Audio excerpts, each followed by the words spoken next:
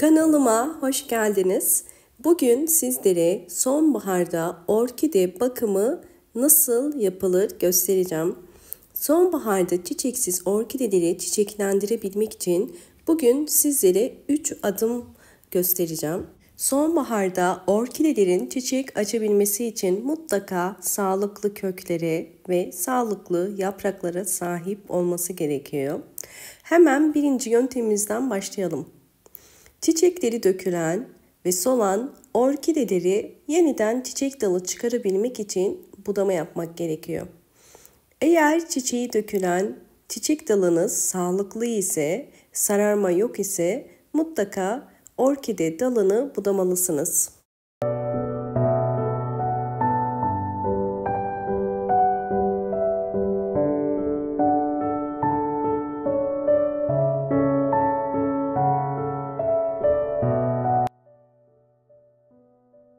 Doğru orkide budama nasıl yapılır? Bunun için boğumlara bakın. Bunlar boş boğumlar, yani çiçeği dökülen boğum. Bu gösterdiğimde dolu boğum, henüz çiçek dökülmeyen boğum. Bu yüzden budama yaparken kesinlikle sadece boş boğumları kesiyoruz. Yani dolu boğum ile boş boğum arasından tek seferde kesiyoruz.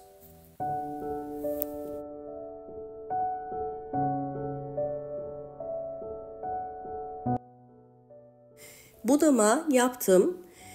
Orkidenizin özellikle çiçek dalı çıkarabilmesi için sağlıklı kök ve yapraklarının olması gerekiyor. Orkidelerinizin sağlıklı ve aktif kökler çıkarabilmesi için neler yapmamız gerektiğini göstereceğim. Özellikle orkidelerin bol bol çiçek açabilmesi için dikkat etmeniz gereken bazı püf noktalar var. Hemen sizlere orkidelerinizde kullanabileceğiniz bir yönteme geçelim. İhtiyacım olan muz kabuğu. Muz kabuğu içerisinde bol miktarda potasyum var ve çiçeklerin en sevdiği potasyumdur. Muz kabuklarını soyduktan sonra bir tepsiye dizerek güneşte bekleteceğim. Güneşte kuruduktan sonra muz kabuklarını alacağım.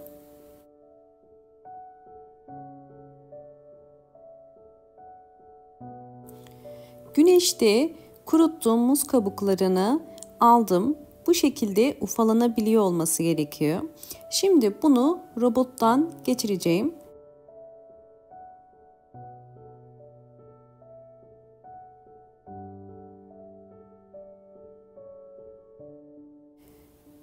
Eğer videomu buraya kadar izlediyseniz ve beğendiyseniz hemen beğen tuşuna basıp kanalıma da abone değilseniz eğer bana destek olmak için abone olabilirsiniz. Videolarımda artık kendi ana dilinizde seslendirme özelliği var. Lütfen videoyu izlerken İngilizce seslendirmeyi açık konuma getirin. İngilizce sesli videolarımı dinleyebilmeniz için yapmanız gereken ayarlara tıklayın. Daha sonra Audi Track tıklıyoruz ve burada orijinal Türkçe seslendirme yerine İngilizceyi seçiyoruz. Ve böylelikle video artık sizler için İngilizce olarak devam edecektir. Hızla sararmaya ve dökülmeye başlar. Çiçek dalı da drops its flowers quickly. Chili in stem fungus. The fungus starts from the inner part of the trunk. Evet, gördüğünüz muz kabukları bu şekilde toz haline geldi. Bunu orkidelerimde nasıl kullanacağımı göstereceğim sizlere. İlk olarak hazırladığım muz kabuğu tozundan bir yemek kaşığı kadar boş bir kasenin içerisine koyuyorum. Ve üzerine kaynar su döküp bunu soğuyuncaya kadar bekleteceğim.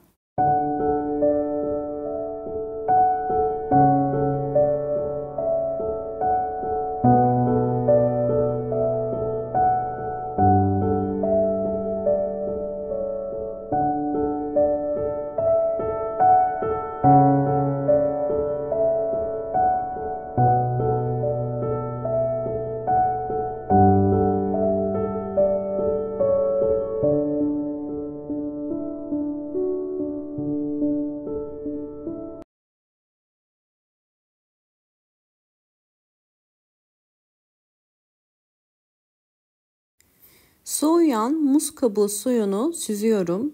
Posasından ayırmanız gerekiyor. Süzdükten sonra bunu orkidelere verebilirsiniz.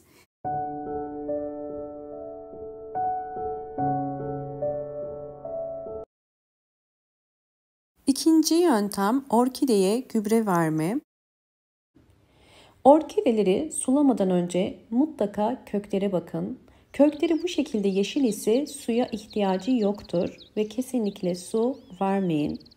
Fakat eğer orkidenizin kökleri gri ya da beyaz ise bu suya ihtiyacının olduğunu gösterir. Gördüğünüz üzere orkidenin kökleri beyaz ve bu orkidenin suya ihtiyacı olduğunu gösterir.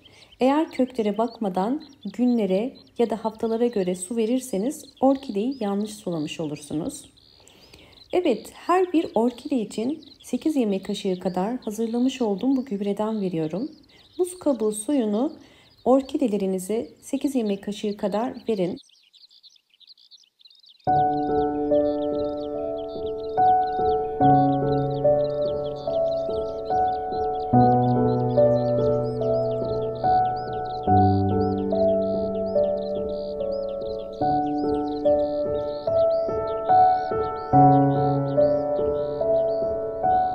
Sizlerle orkidelerimin zaman içerisindeki gelişimlerini ve sonuçlarını da paylaşacağım.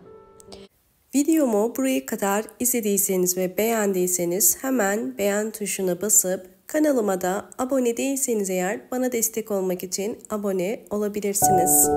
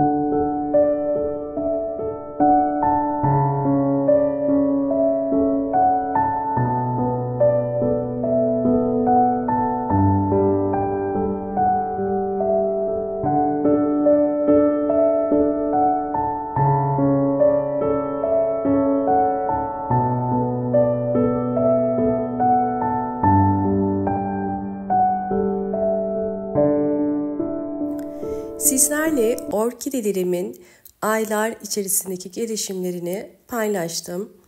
Ben düzenli olarak belirli aralıklarla 30 günde bir sıvı bitki besinlerini dönüşümlü olarak veriyorum. Bu yüzden birçok sıvı bitki besininin faydasını da görmüş oluyorum.